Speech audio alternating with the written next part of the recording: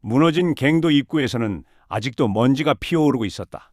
돌더미는 완전히 굳어버린 듯 움직이지 않았다. 자경은 그 앞에 한참을 서 있었다. 움직이지도 말하지도 못한 채 강민, 입술이 떨렸다. 우화연이 조용히 다가와 그녀의 어깨를 붙잡았다.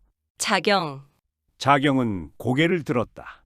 눈은 이미 말라버린 눈물로 붉게 충혈돼 있었다. 아직 끝난 거 아니야. 우화연의 목소리는 낮았지만 단단했다. 사람들이 아직 싸우고 있어. 잠시 침묵. 자경은 검을 쥔 손에 힘을 주었다. 그래, 천천히 몸을 돌렸다. 끝내야지. 요새 안쪽은 아직도 지옥이었다. 불길, 연기, 비명, 피냄새. 고려 무사들과 금군이 뒤엉켜 싸우고 있었다. 박태산이 방패처럼 앞에 서서 병사들을 밀어내고 있었다. 비켜라! 주먹이 날아갈 때마다 병사들이 튕겨나갔다. 유적은 성벽 아래에서 그림자처럼 움직이고 있었다. 배고 사라지고 다시 나타났다. 그러나 병력 차이는 여전히 컸다. 젠장, 끝이 없네. 그때였다. 연기 속에서 한 줄기 검광이 번뜩였다. 3명의 병사가 동시에 쓰러졌다. 자경이었다. 피투성이, 찢어진 옷, 부러진 검 대신 단검. 그러나 눈빛만은 불꽃처럼 타오르고 있었다. 자경이다. 자경이 왔다.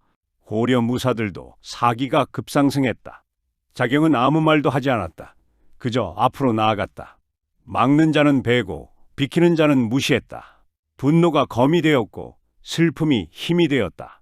우화연도 합류했다. 쌍도가 허공을 가르며 춤췄다. 그녀는 빠르게 현장을 둘러봤다. 저 멀리서 병사들의 배치를 지시하고 있는 자가 보였다. 화연은 곧장 전광석화와 같이 신형을 날렸다. 너무나 빨라 금의 병사들의 검과 창이 허공을 휘둘렀다. 금의 지휘관은 갑자기 나타난 여인을 반사적으로 베려고 했으나 이미 시야에서 사라졌다. 지휘관급 병사 둘이 동시에 목을 움켜쥐며 쓰러졌다. 지휘관 제거. 유적이 외쳤다. 밀어붙인다. 금군의 진영은 급속도로 붕괴됐다. 창고 전소, 보급 차단, 지휘관 사망, 사상자 급증, 혼란은 걷잡을 수 없었다. 후퇴! 후퇴! 이미 늦었다. 자경이 중앙을 돌파했다. 단검이 번쩍일 때마다 피가 튀었다. 으악! 병사들이 도망치기 시작했다. 우화연이 냉정하게 말했다. 끝났어. 유적이 외쳤다. 철수한다. 아이들부터. 배촌 방향으로 대열이 움직였다. 박태산이 후미를 맡았다. 서두르시오. 내가 막는다. 아이들과 주민들이 서로 부축하며 달렸다. 엄마, 괜찮아, 괜찮아. 뒤에서는 더 이상 추격해오지 않았다. 금군은 이미 무너져 있었다. 버려진 마을, 무너진 집들 사이에 사람들이 모였다. 여기저기서 울음이 터졌다. 살았다. 집에 간다. 아이 하나가 자경의 옷자락을 붙잡았다. 언니, 자경이 내려다봤다. 괜찮아? 아이는 고개를 끄덕였다. 고마워요. 자경은 잠시 멈췄다가 천천히 머리를 쓰다듬었다. 응. 고려 무사들의 지휘관이 앞으로 나왔다. 단단한 눈빛. 귀하들이 아니었다면 이루지 못할 일이었습니다. 정말 고맙습니다. 유적이 다가갔다. 조남이 적 아무개입니다. 성함을 숨길 이유는 없을 텐데요. 지휘관은 고개를 저었다. 나라가 할 일을 했을 뿐입니다. 유적이 웃었다. 태백에 들를 일이 있으면 꼭 오시오. 기회가 된다면 꼭 찾아뵙겠습니다. 두 사람은 짧게 폭권했다. 고려 무사들은 아이들과 주민들을 인솔하여 국경 방향으로 서둘러 떠났다. 모든 정리가 끝난 뒤 유적이 주변을 둘러봤다. 강민은? 순간 공기가 얼어붙었다. 자경은 고개를 숙였다. 우화연도 시선을 피했다. 유적의 얼굴이 굳었다. 설마 자경이 입을 열었다. 대광에서. 잠시 숨을 고르는 사이 화연이 말했다. 우릴 밀어내고 괴물과 같이 묻혔어요. 유적이 물었다. 괴물? 화연이 심각한 얼굴로 말했다. 혈마인. 8년 전 송의 한 우가촌에 사람들이 모두 사라지는 일이 있었어요. 알고 보니 사람의 피를 마시는 마공을 쓰는 자였어요. 그는 피를 마시면 마실수록 더욱 강해졌어요. 결국 구대문파에서 나서서 제압했는데 여기에 살아있을 줄이야. 박태산의 주먹이 떨렸다. 미친놈. 땅을 내리쳤다. 왜 혼자? 서영은 결국 울음을 터뜨렸다. 유적은 아무 말도 하지 못했다. 그저 하늘을 올려다봤다. 하루 온 종일 말 한마디 없이 걸었다. 밤이 되었다. 일행은 숲에서 다들 약속이나 한 것처럼 쉬기로 했다. 저 멀리 요새 쪽에서 아직도 불빛과 검은 연기가 올라오는 게 보였다. 모닥불이 조용히 타올랐다. 사람들은 말이 없었다. 자경은 홀로 앉아 폐광이 무너질 때 강민에게 받은 헝겊에 쌓인 검을 보고 있었다. 우화연이 옆에 앉았다. 살아있었으면 욕했을 거야. 자경이 검에서 시선을 떼지 않은 채 말했다. 그래도 웃으면서 했겠지. 둘은 한동안 불을 바라봤다. 자경은 천천히 일어섰다. 불빛 앞에 검을 꽂았다. 그리고 낮게 말했다. 이강민, 바람이 스쳤다. 네가 지킨 건 우리가 이어간다. 숨을 들이마셨다. 불꽃이 흔들렸다. 멀리서 불타던 요새는 이제 잿더미로 가라앉고 있었다.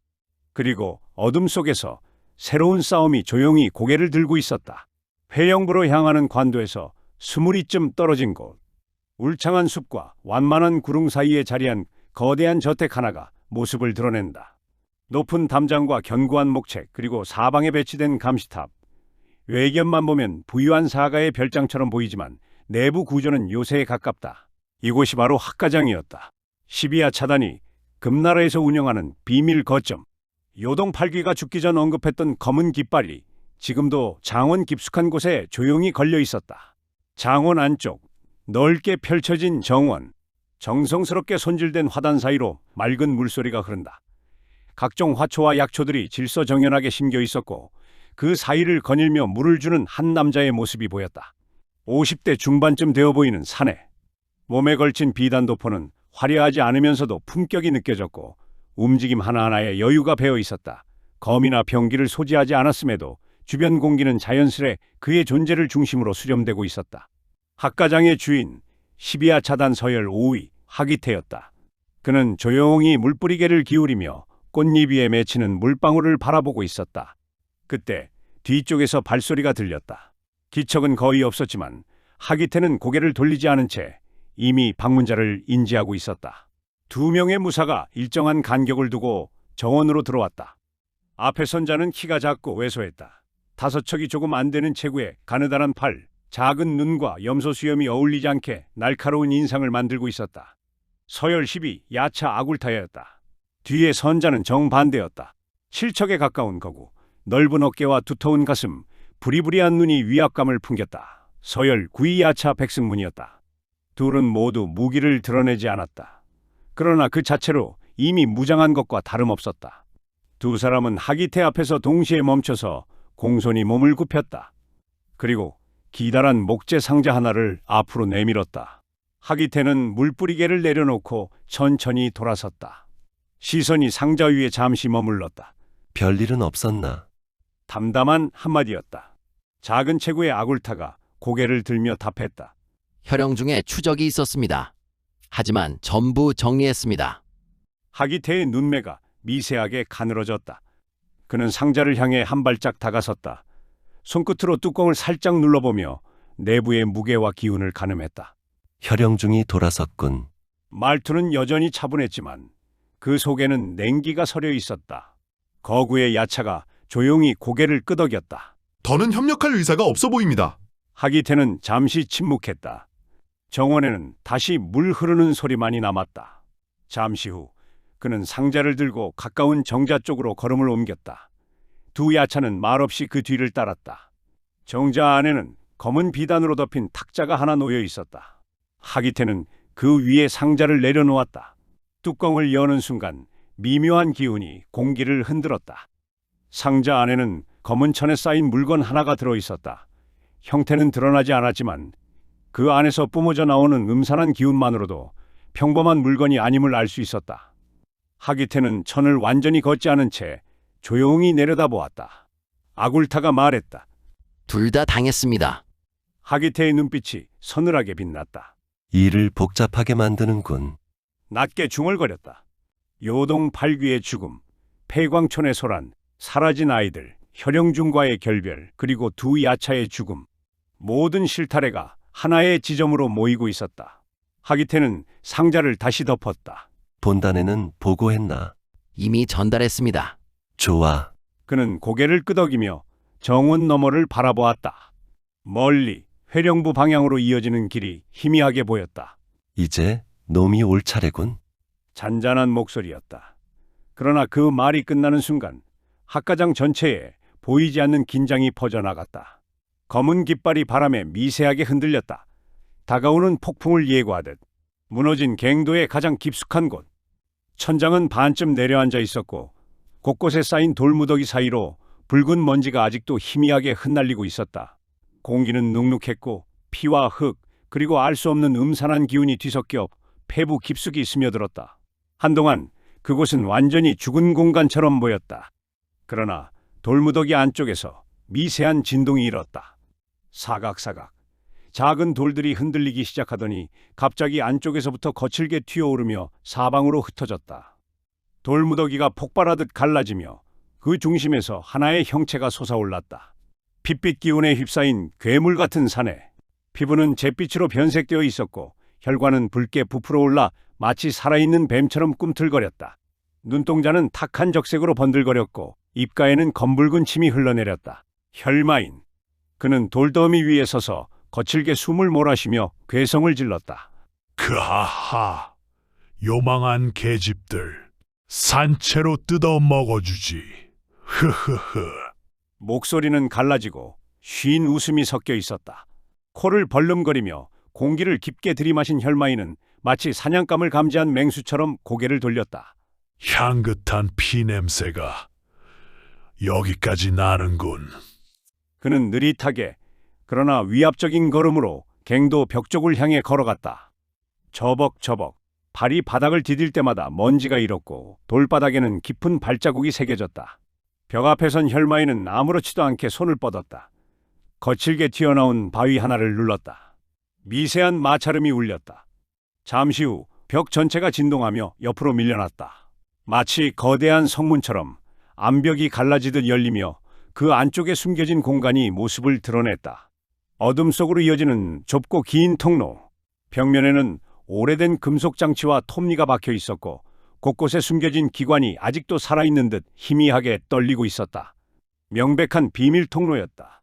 혈마이는 입꼬리를 비틀듯 올리며 웃었다. 바로 따라가 주지. 그는 아무 의심도 없이 통로 쪽으로 한 발을 내디뎠다. 그 순간 뒤쪽에서 어울리지 않는 가벼운 목소리가 울려 퍼졌다. 아, 잠깐. 혈마인의 움직임이 멈췄다. 천천히 고개가 뒤로 돌아갔다. 돌무더기 쪽, 아까 그가 튀어나왔던 자리 근처에서 갑자기 돌 하나가 꿈틀거렸다. 그 틈 사이로 손 하나가 삐죽 튀어나왔다. 어우, 먼지 장난 아니네. 다음 순간 돌무더기가 사방으로 튀어오르며 산산조각 났다. 그 안에서 한 사내가 벌떡 솟아올랐다. 머리에는 흙과 돌가루가 잔뜩 묻어 있었고 옷은 여기저기 찢어져 있었지만 몸에는 치명적인 상처 하나 보이지 않았다. 강민이었다. 그는 어깨에 묻은 돌가루를 툭툭 털며 주위를 둘러봤다. 와, 입에서 돌이 막 씹히네. 이거 산채로 매장되는 줄 알았다고. 그리고 시선이 자연스럽게 열린 벽 쪽으로 향했다. 어둠 속으로 이어지는 통로. 강민의 눈이 반짝였다. 어? 그는 혈마인을 거의 의식하지도 않은 채 손가락으로 통로를 가리켰다. 야, 저기 비밀 통로냐? 말과 동시에 아무 경계심도 없이 그쪽으로 성큼성큼 걸어가기 시작했다. 혈마인의 얼굴이 일그러졌다. 핏빛 눈동자가 분노로 번뜩였다. 그의 입가에서 낮은 웃음이 흘러나왔다. 여기 버러지 같은 놈이 하나 더 있었군. 살기가 순식간에 폭발했다. 갈증이 올라왔는데 잘 됐어. 혈마인은 주먹을 움켜쥐었다. 근육이 비정상적으로 부풀어 오르며 피부 아래로 붉은 기운이 소용돌이쳤다. 일단 너부터 마셔서 갈증을 풀어주마. 바닥이 터졌다. 혈마인의 몸이 탄환처럼 튀어나왔다. 눈 깜짝할 사이 강민의 바로 앞까지 접근한 그는 아무 망설임도 없이 주먹을 내질렀다. 공기가 찢어지는 폭음과 함께 주먹이 강민의 옆구리를 정면으로 강타했다. 강민의 몸이 그대로 공중으로 떠올랐다. 그는 반대편 벽으로 날아가 처박혔다. 암벽이 움푹 패이며 거대한 균열이 퍼졌다. 돌가루와 파편이 폭포처럼 쏟아져 내렸다. 벽에는 사람 하나가 박힌 형상의 구덩이가 생겨 있었다. 강민은 그 안에 박힌 채 잠시 미동도 하지 않았다. 먼지가 가라앉는 가운데 혈마이는 천천히 주먹을 풀며 비웃듯 중얼거렸다. 끝이군. 그러나 벽 속에서 낮은 기침 소리가 흘러나왔다. 콜록콜록. 야, 사람 말 좀 끝까지 듣고 때려라. 돌가루 사이로 강민의 목소리가 다시 울려 퍼졌다. 벽에 파묻혀 있던 강민의 몸이 서서히 움직였다. 돌가루가 후두둑 떨어지며 움푹 패인 암벽 속에서 그가 고개를 들었다. 이마 한쪽에서 붉은 피가 천천히 흘러내리고 있었지만 눈빛은 전혀 흐트러지지 않았다. 아, 씨. 강민은 벽을 짚고 몸을 밀어냈다. 부서진 돌을 밟으며 바닥으로 내려선 그는 목을 한번 좌우로 돌려 뼈를 맞췄다. 관절에서 둔탁한 소리가 났다. 진짜 성질 급한 놈이네. 그가 피 묻은 입가를 손등으로 훔치며 중얼거렸다. 혈마이는 그 모습을 보고 미간을 찌푸렸다. 자신의 일격을 정면으로 맞고도 멀쩡히 일어나는 인간은 흔치 않았다. 혈마인의 눈이 가늘어졌다. 아직 살아있나? 강민은 그를 똑바로 바라보며 말했다. 야, 너 그냥 미친 놈은 아닌 것 같고. 잠시 숨을 고른 뒤 천천히 말을 이었다. 몸에서 나는 냄새가 피만 있는 게 아니야. 약초, 독, 음기, 내공 전부 섞여 있어. 혈마인의 입가가 비틀렸다. 호, 냄새로 구분할 줄도 아나? 대충. 강민은 어깨를 으쓱했다. 전에 비슷한 놈들 좀 봤거든. 피를 먹어서 힘 키우는 놈들. 그 순간 혈마인의 눈빛이 미묘하게 흔들렸다. 아주 잠깐. 그러나 강민은 놓치지 않았다. 역시 강민은 속으로 중얼거렸다. 너 혈공 쪽이지? 혈마인의 표정이 굳었다. 입 다물어라. 아, 맞구나. 강민이 고개를 끄덕였다. 근데 이 정도면 그냥 혈공이 아니야. 그는 천천히 주위를 둘러봤다. 무너진 갱도, 핏자국, 부서진 시체 조각들, 그리고 공기 속에 남아있는 끈적한 기운. 사람 피만으로는 안 돼. 이건 산 사람을 갈아서 만든 거야. 혈마인의 살기가 급격히 치솟았다. 바닥에 먼지가 스르르 떠올랐다. 내가 뭘 안다고 짓거리는 거냐? 강민은 낮게 숨을 내쉬었다. 혈마인. 그 이름을 입에 올리는 순간 혈마인의 눈이 크게 떠졌다. 뭐라고? 피로 내공을 연마하고 혼까지 빨아먹는 마공 사용자. 강민은 담담히 말했다. 대부분 정신이 먼저 나가고 그 다음엔 몸이 괴물이 되지. 혈마인은 이를 드러내며 웃었다. 하하하. 웃음소리가 갱도 전체에 울렸다. 그래서 그는 천천히 팔을 벌렸다. 그래서 내가 괴물이라는 거냐? 아니, 강민은 고개를 저었다. 아직은 아니야. 뭐? 완전히 미치기 직전. 그 말에 혈마인의 웃음이 뚝 멈췄다. 강민의 시선이 그의 가슴을 향했다. 가슴 쪽 막혀있지? 혈마인의 동공이 수축했다. 혈기가 너무 쌓여서 순환이 안 돼. 강민은 진지한 얼굴로 말했다. 그래서 갈증이 심해지고 점점 더 많은 피를 찾게 돼. 닥쳐! 혈마인의 발밑이 폭발했다. 그가 한 발 내딛는 순간 바닥이 갈라졌다. 그러나 이번에는 바로 달려들지 않았다. 대신 강민을 노려보며 이를 갈았다. 내 놈, 응? 어디서 그걸 배웠지? 강민은 잠시 고민하다가 대답했다. 죽을 뻔하면서. 혈마인의 눈이 서늘하게 가라앉았다. 이놈, 단순한 놈이 아니다. 그는 직감했다. 지금까지 만난 적 없는 유형. 무공의 흐름도 기세도 완전히 읽히지 않는다. 강민은 다시 통로 쪽을 힐끗 바라봤다. 근데 말이야, 지금은 내 얘기보다. 그는 주먹을 가볍게 쥐었다. 안쪽에서 미세한 진동이 일었다. 저길 먼저 가야 할 것 같거든. 혈마인은 냉소했다. 내 앞에서. 그래. 강민이 미소를 지었다. 왜, 줄 생각 없어? 순간 두 사람 사이의 공기가 얼어붙었다.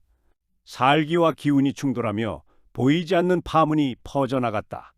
갱도 벽에 금이 가고 먼지가 천천히 흘러내렸다. 혈마인은 낮게 중얼거렸다. 좋아.